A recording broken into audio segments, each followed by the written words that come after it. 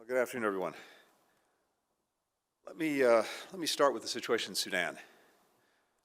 For the past 36 hours, we and our partners have been focused on how to stop the widespread fighting in Sudan between the Sudanese armed forces and the Rapid Support Forces. Indiscriminate military operations have resulted in significant civilian deaths and injuries and are recklessly endangering the Sudanese people, diplomats, including U.S. personnel, and humanitarian aid workers.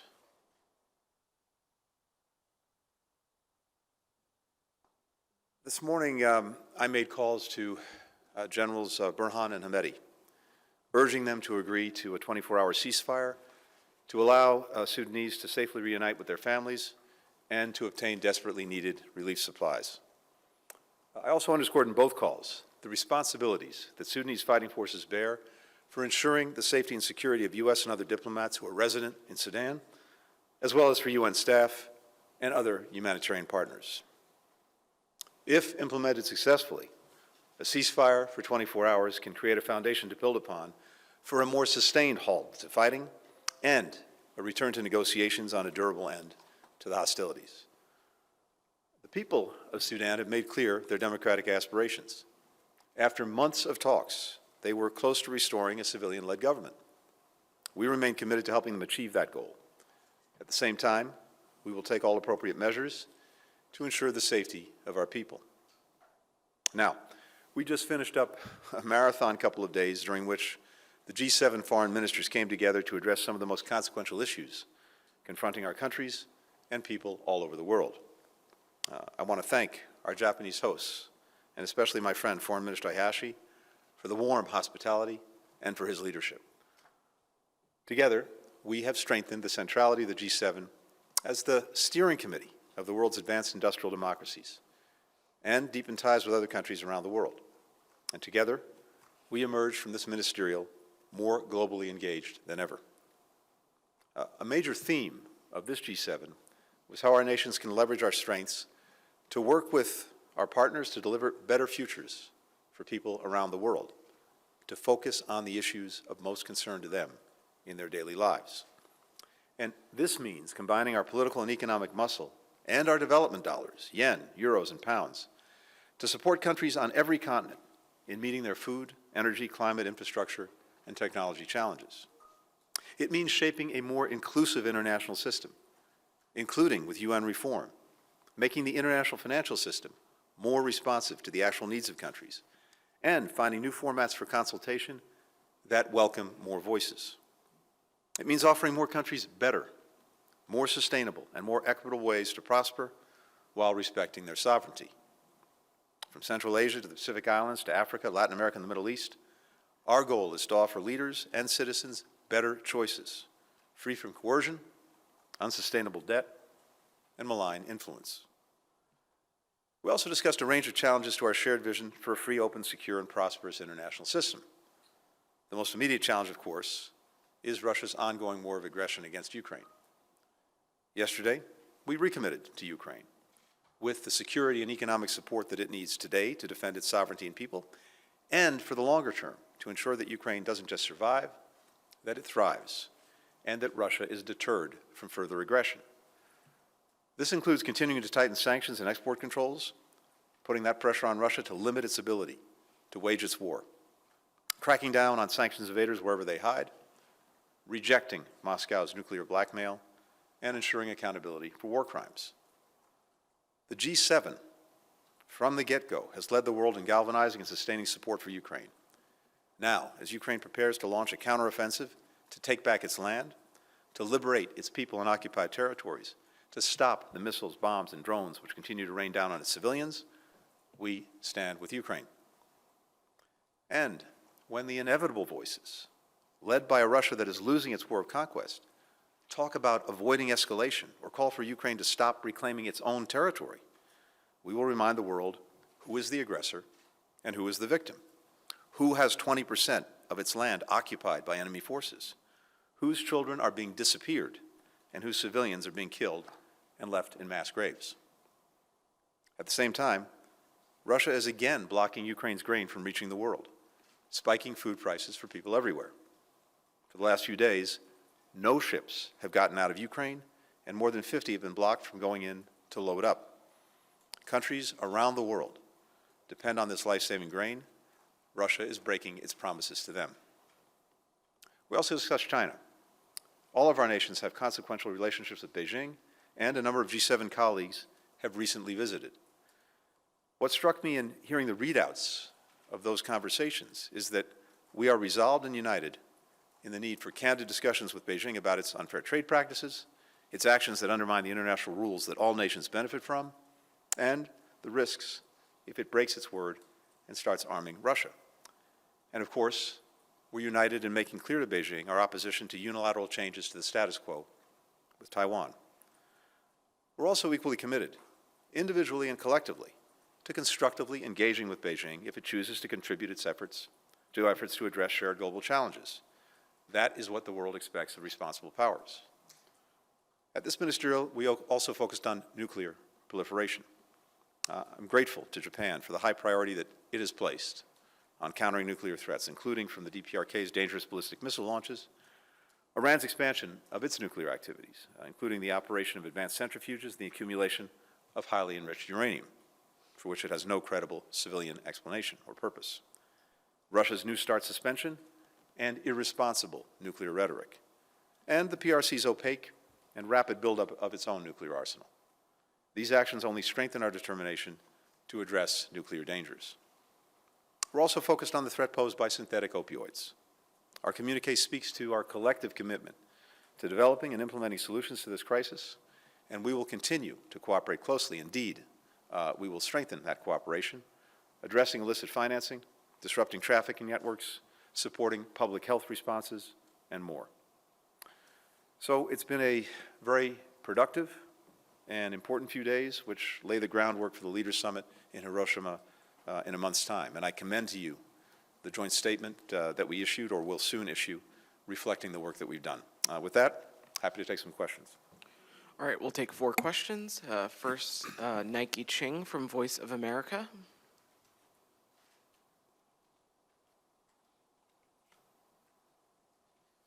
Nike, how are you?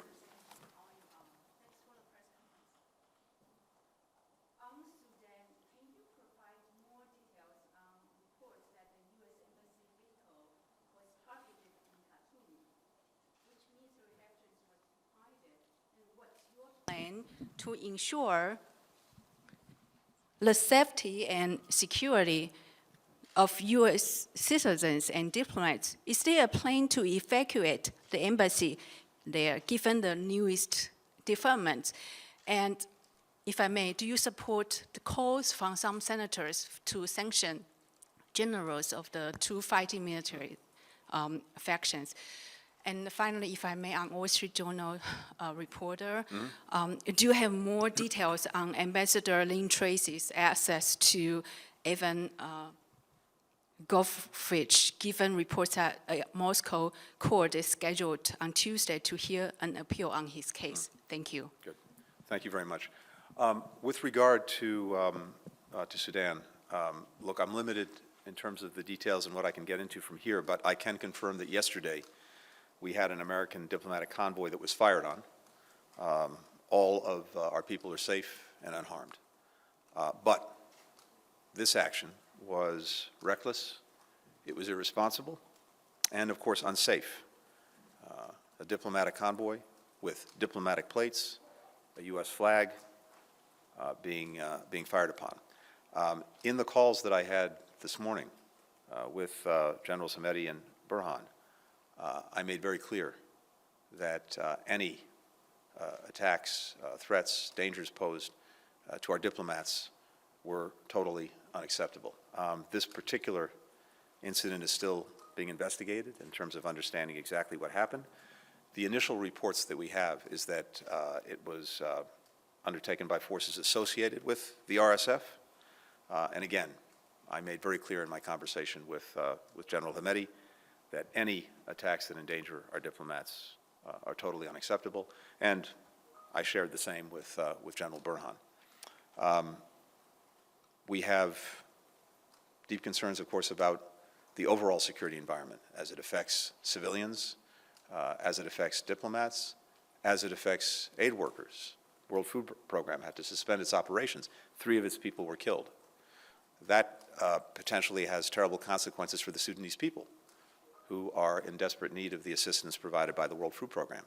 That only underscores the imperative of getting a ceasefire and putting Sudan back on the track that it was on, which was talks and negotiations toward the restoration of a civilian-led government. We will continue to track this very closely and very carefully.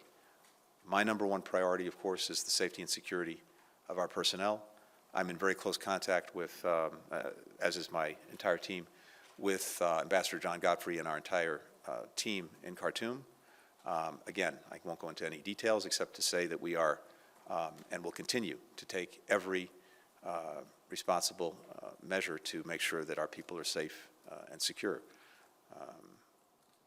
We're also in very close coordination with other countries that have influence in Sudan.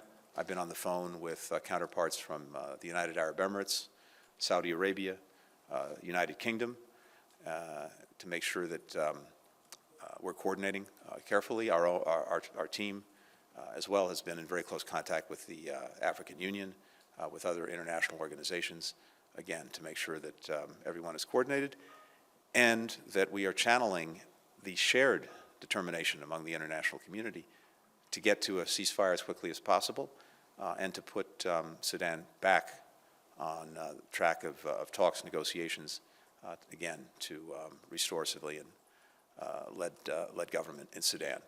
But first things first, the imperative is getting quickly to a ceasefire so that the guns stop firing, people can move about safely, reunite with their families, get the assistance they need, and all of us can continue to engage in supporting Sudan as it makes its transition. With regard to Evan Gershkovich, yes, Ambassador Tracy and our Chief Consular Officer were able to see Evan in prison in Moscow. I can report, based on what Ambassador Tracy has said, that he's in good health and good spirits considering the circumstances. We continue to call for his immediate release from this unjust detention. We'll next go to Tetsuo Shintomi with Kyodo News. Thank you, Secretary Blinken. I would like to ask on the nuclear disarmament and non-proliferation, which is of big interest among Japanese people. As you know, Japanese Prime Minister Kishida has expressed his hope to discuss on the world without nuclear weapon at a coming G7 Leaders Summit. As you are wrapping up foreign ministers meeting here in Karizawa, do you feel any tangible progress toward that end? And how do you think about the possibility of achieving a world without nuclear weapon, despite all these challenges? And in addition, if I may, many local people in Hiroshima and Nagasaki, including a Hibakusha, which is an atomic bomb survivor, are looking forward to U.S. leaders' visit to Hiroshima in May. So I'm wondering if you had any message to them. Thank you very much. Thank you very much. First, I should tell you that we had, during this G7 meeting, we had dedicated sessions on specific issues, the most important issues on our agenda. And the final session that we had, dedicated session, was on arms control and nonproliferation, which in and of itself underscores the importance that the G7 attaches to it. And I have to praise Japan's leadership, as always, on this issue. We, as G7 countries, are committed to maintaining and strengthening disarmament and nonproliferation efforts toward a more secure, stable, and safer world. We'll be convening, as you noted, at a leaders level in Hiroshima, which, together with Nagasaki, offers the most powerful reminder of the unprecedented devastation and immense human suffering that the people of Japan experienced as a result of the atomic bombings in 1945. The overall decline in global nuclear arsenals has to continue and must not be reversed. If you look at the trajectory from the onset of the Cold War through to today, we've seen that overall decline. And that can and should be achieved through a realistic, pragmatic, and responsible approach to arms control and nonproliferation. Having said that, we also see some very significant challenges, not just on the horizon, but fully present. And we have to continue to work collectively to counter these challenges. Russia's suspension of the New START agreement, irresponsible nuclear rhetoric, the DPRK's dangerous ballistic missile launches and further development of its own nuclear program, Iran's expansion of its nuclear activities, and China's pursuit, in a very opaque way, of a rapid nuclear arsenal buildup. So, based on our conversations today, I can tell you that these actions only strengthen our determination to address nuclear dangers, and it's particularly why I'm grateful to Japan for the high priority it's placed on this topic under its G7 presidency. I can also tell you that the President very much looks forward to being in Japan for the G7 leaders and in Hiroshima specifically. And I know he'll have much more to say when he's here, but it's something that he's very focused on and looks very much forward to. We'll next go to Ian Marlowe with Bloomberg News. Thank you, Mr. Secretary. Chinese leader Xi Jinping has recently obviously made diplomatic waves, both with the Saudi Arabia-Iran deal and its own proposal for peace in Ukraine. Just the other day, Brazil's president said the U.S. should stop encouraging war and start talking peace. And Brazil's foreign minister also criticized Western sanctions for taking an unnecessary toll on nations involved in the conflict. Do you think the Brazilian comments suggest that the U.S. is potentially losing the battle for public opinion on Ukraine in the global south? And do you think it's time that Washington should meaningfully engage with China's peace proposal, even despite the reservations about it freezing Russia's territorial gains? And secondly, it's just on China. It's been weeks since Biden said he would try and speak with Xi, and there's still no clear plan for your own previously postponed trip to Beijing. Given your own G7 counterparts are visiting China and urging engagement, do you think it's time the U.S. started more substantive, meaningful engagement with senior Chinese officials, or do you think Beijing's unwillingness to engage is holding that back? Thanks. Thank you. A few things. First, just speaking to the G7 itself and what I heard here and what we've been discussing over the last few days. What I heard, again, is remarkable convergence on concerns related to the PRC and on what we're doing to address those concerns. And I think some of you heard my counterparts speaking to that directly, and I'd also invite you to read the joint statement that we put out that reflects very well the shared approach that we have to China, both the challenges it poses, as well as the need for engagement that we all see and share. But in general, over the past 2 years, what I've seen, not just in Europe, but also in Asia, is much greater convergence on the approach to take to China, which for all of our countries is among the most consequential as well as complicated relationships that we have. We believe, the United States, that having lines of communication, being able to engage across the broad range of issues that animate the relationship is important. And we also believe that countries around the world expect us to manage the relationship with China responsibly. And that starts with engagement, with having lines of communication. That's exactly what President Biden sought to reinforce in Bali when he met with President Xi. And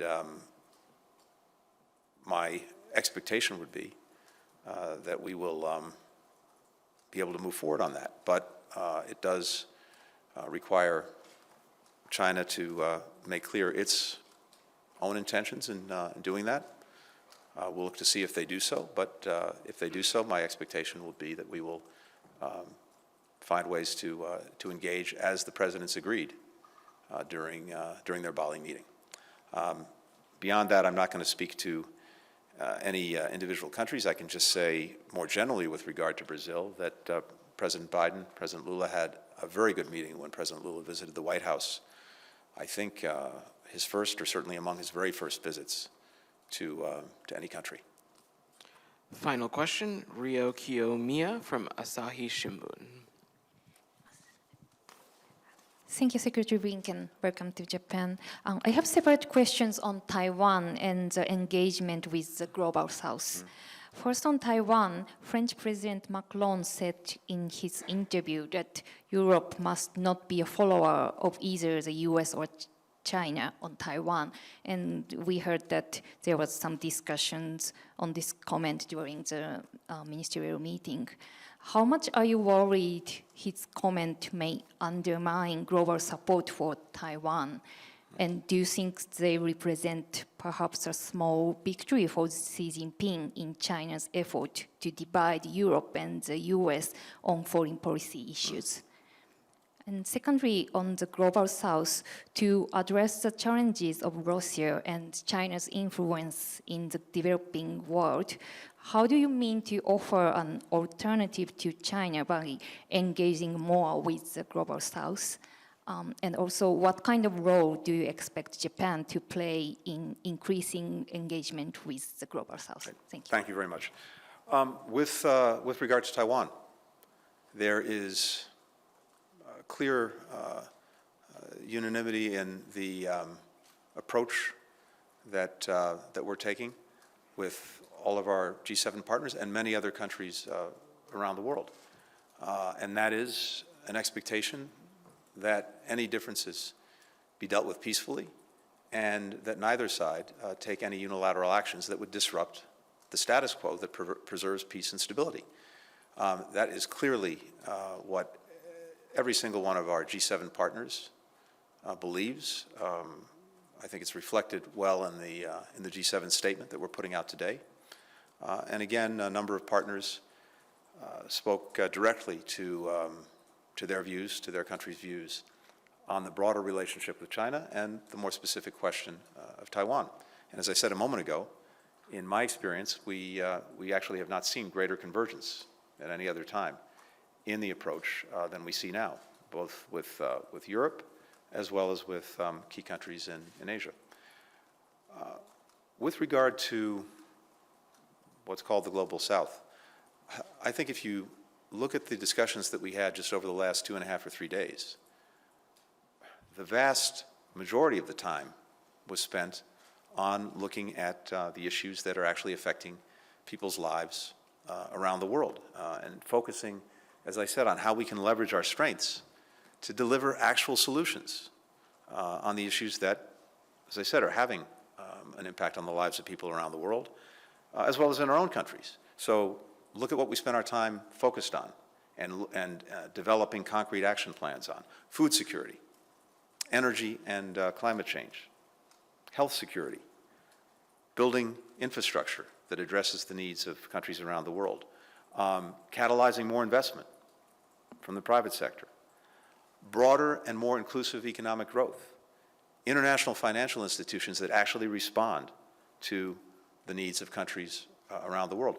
That was probably 2/3 of the discussion that we had over the last 2.5 days, and I suspect that you'll see the leaders do the same when they meet in a month's time.